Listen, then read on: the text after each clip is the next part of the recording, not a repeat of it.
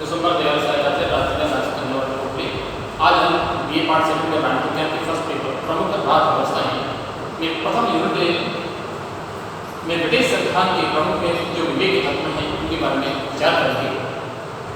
जैसा कि प्रत्येक राष्ट्र का एक संविधान होता है जिसका देश की जनता के द्वारा एक संविधान निर्वाचित सभा के द्वारा निर्माण किया जाता है। जिस प्रकार से भारत और अमेरिकी संविधान का निर्माण किया गया है उसी प्रकार से ब्रिटिश संविधान का निर्माण नहीं किया गया है, बल्कि ब्रिटिश संविधान का तो विकास हुआ। ब्रिटिश संविधान ने अपना वर्तमान स्वरूप लगभग 1400 वर्षों के विकास के उपरांत प्राप्त किया है। ब्रिटिश संविधान के बारे में लिटरेचर सेस ने कहा है कि ब्रिटिश संविधान विवेक और समझ का शिशु है। The British Council is the child of wisdom and science. Doctor Mundo का ये कहना है कि ब्रिटिश संविधान एक समय में पूर्ण रूप से तैयार की वस्तु नहीं होकर के एक लंबी विकास की प्रक्रिया का परिणाम है, जिसका मार्गदर्शन कई अक्षमताओं के द्वारा और कहीं कुछ त्रुटि के द्वारा किया गया है। अर्थात ब्रिटिश संविधान बुद्धिमत्ता और विवेक की संतान में जाती है।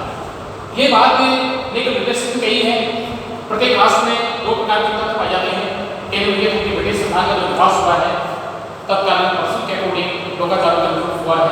तो ब्रिटिश संविधान में किस प्रकार की महत्वपूर्ण व्यवस्थाएं संस्थाएं हैं जिनको जाने अनजाने में संविधान में स्थान ग्रहण कर चुकी हैं, और इस प्रकार की जो संस्थाएं व्यवस्थाएं हैं उन्हें सहयोग का शिशु कहा जाता है।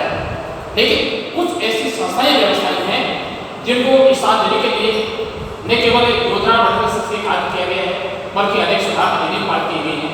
इस प्रकार की व्यवस्थाएं संस्थाएं हैं जो मानवीय विवेक के नाम से प्रसिद्ध पाई है, उन्हें विवेक का शिशु कहा जाता है, उन्हें विवेक के तत्व के नाम से जाना जाता है। तो ब्रिटिश संविधान में इस प्रकार की महत्वपूर्ण जो संस्थाएं व्यवस्थाएं हैं जिन्हें मानवीय विवेक का परिणाम माना जा सकता है। पहली जो बात जो है निरंकुश राजतंत्र से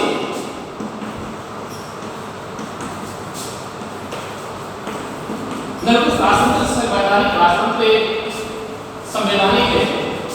राजतंत्र और व्यवहार में लोकतंत्र का आरंभ या लोकतंत्र का प्रारंभ। कहने में यह है कि ब्रिटेन ने एक लोकतंत्र राजतंत्र के रूप में अपनी यात्रा प्रारंभ की है। ब्रिटेन के सम्राट को अनन्य अधिकार संख्या प्राप्त थी, लेकिन मानवीय विवेक के परिणाम स्वरूप इस प्रकार से ब्रिटिश सम्राट को जो अनन्य अधिकार प्राप्त होते हैं, अर्थात आज संविधान के रूप से ब्रिटिश संविधान केवल एक राष्ट्र संवैधानिक प्रथा में काम करता है। राजा के प्रकार की शक्ति को नियमन करने का काम किया गया है। ब्रिटिश संसद के द्वारा अनेक अधिनियम पारित किए गए और ब्रिटिश सांसदों के द्वारा संसद का जो व्यवहार किया है उसके कारण ब्रिटेन के सम्राट की शक्ति को सीमा तक कम कर दिया गया है। आज ब्रिटेन का सम्राट ऐसा कोई कार्य नहीं करता है जिस कार्य करने से उसे अपने व्यक्तिगत विवेक का प्रयोग करना पड़े। अर्थात ब्रिटेन का सम्राट संसद की सदा के अनुसार ही काम करता है। ब्रिटेन के सम्राट को संसद में नहीं कर दिया गया है। 1688 में इंग्लैंड की जो गोरखपुर लड़ते जो क्रांति हुई उस क्रांति के परिणाम स्वरूप सम्राट को संसद के अधीन कर दिया गया है। 1685 में जॉन बुद्ध को ब्रिटेन के राजगद्दी पर बिठाया गया। वह बहुत अधिक अयोग्य दूसरे अत्याचारी शासक सिद्ध हुआ जिसने लगभग 3 वर्षों तक राज्य किया। अर्थात 1685 में पलायन होकर 1688 तक का जो राज्य करने का जो काम किया, इस अवधि में जॉन बुद्ध के इस प्रकार से जॉन बुद्ध के द्वारा संसद को प्राप्त अधिकारों को अपने ही स्तर पर उन्हें रद्द करने का अधिकार अपने हाथ में ले लिया। अर्थात बिना संसद की अनुमति के इस प्रकार के प्रचित कानून को इस प्रकार से रद्द करने का जो काम किया जाता है, इस प्रकार की बात को लेकर के संसद के प्रति बहुत अधिक नाराज हो जाते हैं और संसद के सदस्यों ने जॉन बुद्ध को पद से हटाने के लिए ऑरेंज के राजकुमार विलियम तृतीय को इंग्लैंड में आक्रमण करने के लिए आमंत्रित किया। उनके आमंत्रण के कारण ऑरेंज के राजकुमार के द्वारा एक विशाल सेना के साथ ब्रिटेन पर आक्रमण कर दिया जाता है और जॉन बुद्ध ने महसूस किया कि सभी पक्षों उसका साथ छोड़ दिया है, इसलिए वो भाग के फ्रांस चला जाता है। तो फ्रांस जाने के बाद उसके स्थान विलियम और मैरी को संयुक्त रूप से ब्रिटेन का सम्राट बनाया गया, राजा बनाया गया और 1628 का जो महान अधिकार पत्र होता है उसको विद्युत रूप से लागू कर दिया जाता है। इस प्रकार से सम्राट की शक्ति को जो कम करने का काम किया गया। 1688 की जो गोरखपुर इंग्लैंड की क्रांति हुई, इस क्रांति ने ब्रिटिश सम्राट को संसद कार्य से अधीन करने का जो काम किया सम्राट की शक्ति को सीमित कर दिया जाता है। इसलिए आज गेम में निर्गुण तंत्र के स्थान पर संविधान राष्ट्रपति की स्थापना जाती है और आज जो व्यवहार में जहां संसद की क्षमता की बात की जाती है, संसद की क्षमता की बात की जाती है, अर्थात विधायी क्षेत्र में प्रत्येक जो संसद होती है वहां की व्यवस्था होती है, उसके द्वारा विधायी क्षेत्र में इसका अन्य अधिकार दिया जाता है, उसका हाउस ऑफ कॉमन्स होता है, लोकसभा से होता है।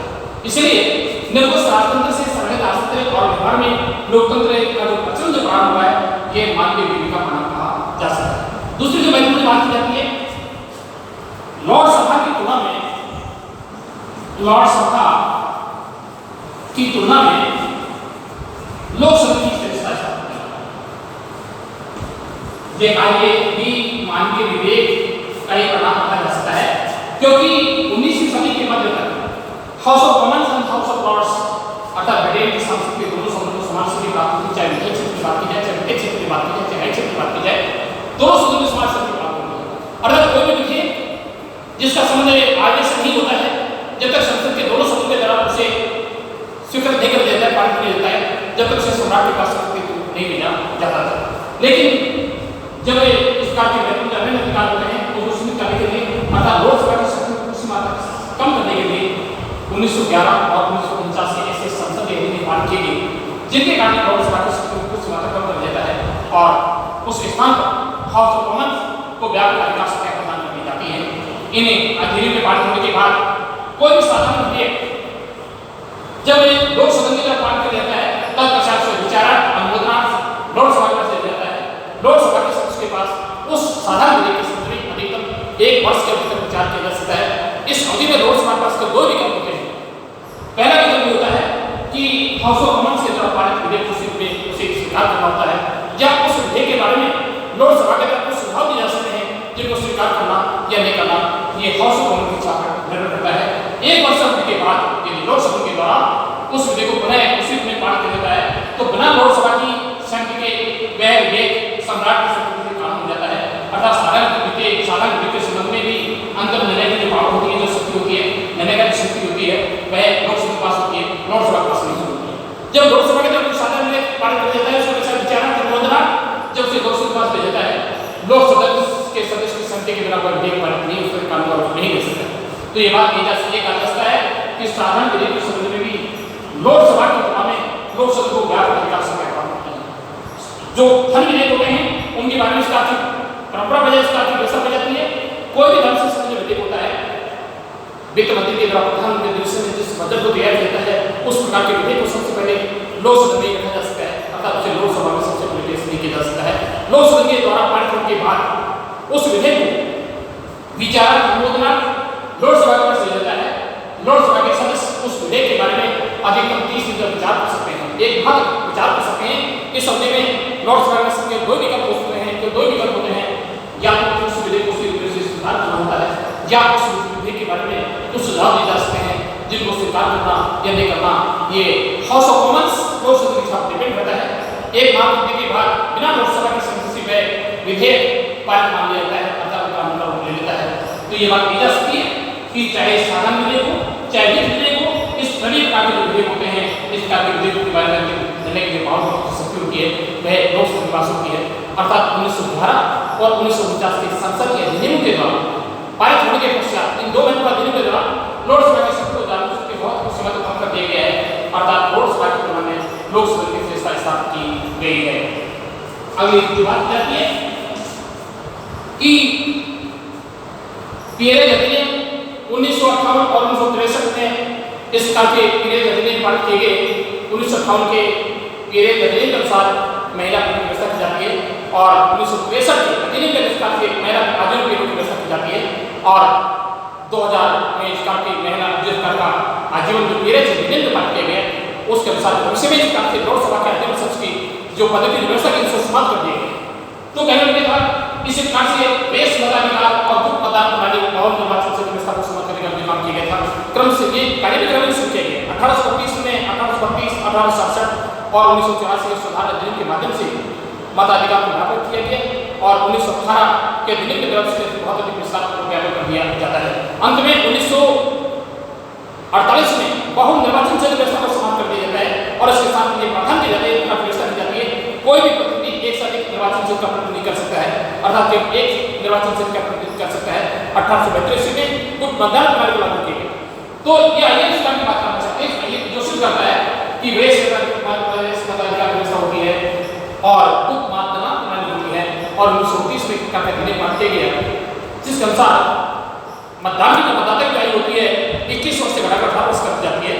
तो सिनेगोस प्रारंभ से सदन राष्ट्रीय स्थापना की गई है और व्यापक निर्वाचन जो आरंभ किया गया है, लागू किया गया है, और लॉर्ड्स इलेक्शन का जो प्रदान की गई है, जो ये सिद्ध करती है कि ब्रिटिश संविधान में इस प्रकार की महत्वपूर्ण व्यवस्था संस्थाएं हैं जो मानवीय भूमिका बना के जा सकते हैं।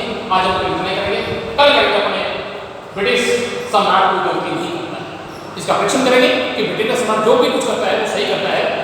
इसके बारे में कल करने की कोशिश करेंगे।